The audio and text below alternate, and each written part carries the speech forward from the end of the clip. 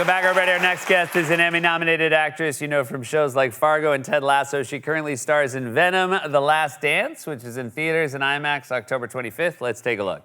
Eddie, I'm Dr. Payne. Where's my friend? He's safe for now. Great news! We're all done here. All of this is out of your hands. This is my lab. No, not yours. You just work here. Or you did. You, Christmas, you're going home. And what about them? You killed one of my people. I'm returning the favor personally. Please escort Dr. Payne out of here. Come on! Please welcome back to the show, Juno Temple, everybody.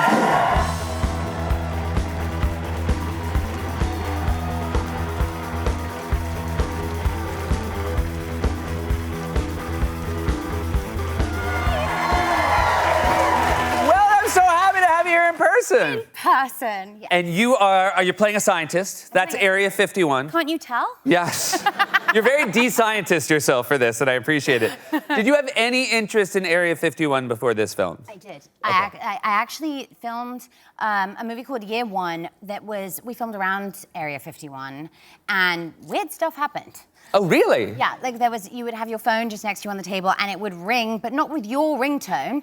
And then there would be nobody there, no actual number, and you couldn't answer it. Okay. So I was like, it's an alien phone call. And then we went out for dinner one night and I had some kind of noodle soup and sneezed or something unladylike, and noodles came out of my nose and I was like, it's alien-infected soup! I love that in your word, aliens are just like prank calls and like weird, like, we're gonna put noodles up her nose. So is it safe to say, based on this, that you believe in alien life? I'm a believer. I'm an absolute believer. Yeah, I think it's an impossibility that there isn't a lot more going on in this universe or the other universes, which there are an infinite amount of them. I just, I hope if we get to meet them that we're kind to them. Okay. You know what's nice? I feel like nobody ever says it that way. I think everybody's always like, I hope they're kind to us. And I think what you just said says way more about you than the aliens, in a very positive way. Well, maybe it means we're gonna be homies. Yeah. Well, I mean, if they're watching this, I think they're like, she's one of the good ones. I feel bad about all those times we called her. And the noodles, yeah. You actually have a brother who is an astrophysicist. Yeah. Did you reach out to him before undertaking this role? Yes, Okay. and it was something that I said, okay, let's sit down. I got a lot of questions. Okay. Still understanding everything that he was able to teach me is slightly mind-boggling, because it truly, again, it's like the infinite amount of space that there is also an infinite amount of knowledge, But he was explaining black holes and then explaining what a light year means and how actually we probably will never be able to travel a light year because it is so far away. And then stars, a lot of the stars that you're looking at, he was the first person to tell me that a lot of them are actually dead, which I was like, that's romantic. You get to shine on like that. That's probably, he almost probably never talks to someone who is bounce on his sciences, how romantic it is. Yeah, probably. Yeah, that's pretty great. But, he knows me, he likes it. Yeah, okay. A lot of stunts. This is a superhero film. I said it weird. Are people, aliens! Are people saying film now? You think aliens did that? They got you! They got me! Here I am joking them down, and they got me. Son of a gun. All right, I'm Team Juno. They're real. But I heard your most harrowing stunt was driving. I know, it's not lame. All of these stunts, we have people flying off mountains, landing on horses, swimming through rapids, and fighting alien creatures underwater. And I can't drive. Okay. So the brilliant stunt team and head stunt coordinator on Venom, whose name is Jim, he was very kind and very patient and taught me how to drive a vintage Bronco with power steering, which, he was like, yeah, this is chill. I was like, yeah, I'm sure. Because this is the most boring stunt training you've got on this job. How much driving did you have to do? I was about to say, I did drive once properly in the movie. Wow. Yeah. So if we see a normal driving scene, we'll be like, that's her. I'll tell you when it is. It's a moment where I get to zip through a desert and I got to drive fast, and Jim hid in the back to make me feel confident, and people were impressed. Wow.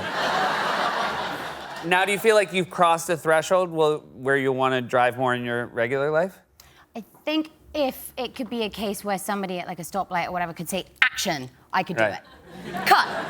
Great. Then I won't be able to. So maybe if you had Jim in the backseat all the time Always. hiding, that would Always. be, I'm yeah. sure I'd be fine then. I think some cars come with a gym in this day and age. You were so fantastic. We were talking backstage. You were so fantastic in the last season of Fargo. Thanks. It was just fantastic. Unlike anything I'd ever seen you do before. So believable, so grounded.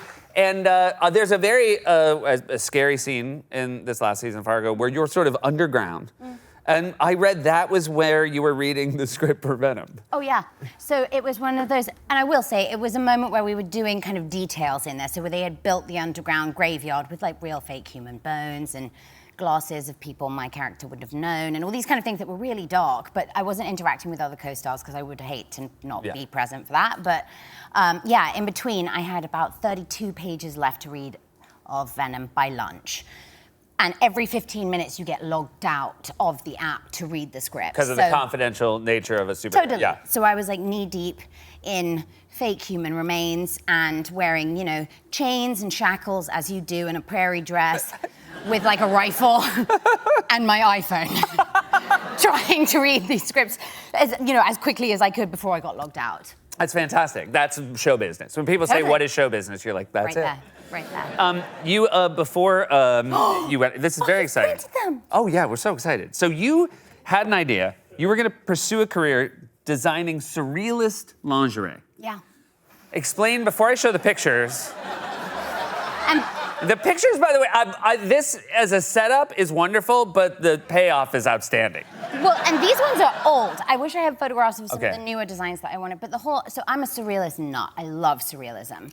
And, you know, Salvador Dali and Max Ernst and Dorothea Tanning, like these people were creating such amazing, mind-boggling, exquisite stuff that actually feels quite alien-like.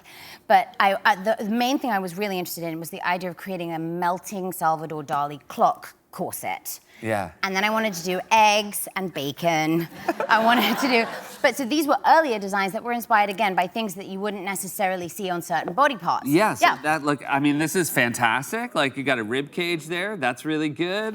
But Also, I wanted that to kind of look like meat. yeah. I mean, that walks out of the closet, and I'm like, hubba hubba. Manger tout. But this one, I really like the eyeball. I mean, look at that. I mean, don't give up on this dream. I'll tell you right here. This is really good. Thank you. What a delight to have you here. Thank you so What much, a joy. Juno. You guys, Juno Temple. Venom: The Last Dance is in theaters in IMAX October 25th. We'll be right back.